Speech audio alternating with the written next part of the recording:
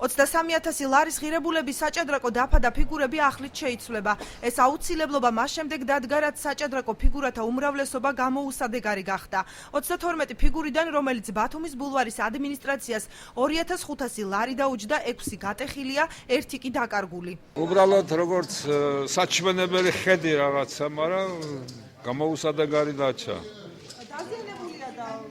დაზიანებულია უყურადღებობით და ცივი ზამთრით ალბათ, არ იყო გათვალისწინებული თავიდან. მე არ ვიცი, ვისი მოფიქრებელია, მოჭადრაკის აზრი არა, მაგ არის უბრალოდ რაღაც მაქინალურად, რაღაც სილამაზის მსგავსი, მაგრამ პრაქტიკული გამოყენება მაქვს. მე ჭადრაკის მოყვარული ვარ, მაგ ვერც ჭადრაკს თამაშებ და ვერც ვერაფერს ვერ გააკეთებ.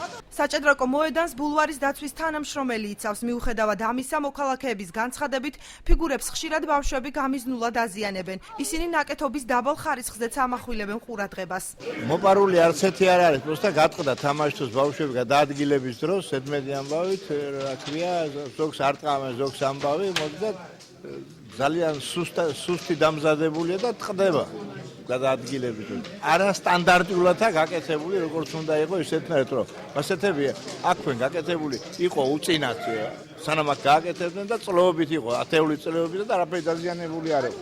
მოსახლეობის დაბალ კულტურაზე საუბრობს ბათუმის ბულვარის ადმინისტრაციის უფროსი. გურამ ჩიქოვანის თქმით, მოქალაქეები ჭადრაკის ფიგურებს შეგნებულად აზიანებენ, რისთვისაც დაცვის თანამშრომელმა რამდენიმე მათგანი დააჯარიმა. ჩიქოვანი ჩვენთან საუბარში აცხადებს, რომ გაზაფხულამდე ყველა ფიგურა შეიცვლება, თუმცა ამისთვის რაოდენობის თანხა დაიხარჯება ჯერ არ იცის. ჭადრაკი თვითონ თამაში არის რაღაც კულტურული ტიპის და მე ვფიქრობ, რომ ჩვეულებრივი გადაადგილებით არც ერთი ფიგურა არ დაშავდებოდა. ეგ გასაგებია ისედაც. არის მექანიკური დაზიანებები, გარკვეული ადამიანებიც პოლიციამ დაიჭირა, საჯარიმო სანქციები დაეკისრა და წელს არის დაგეგმილი მათი ანაზღაურება.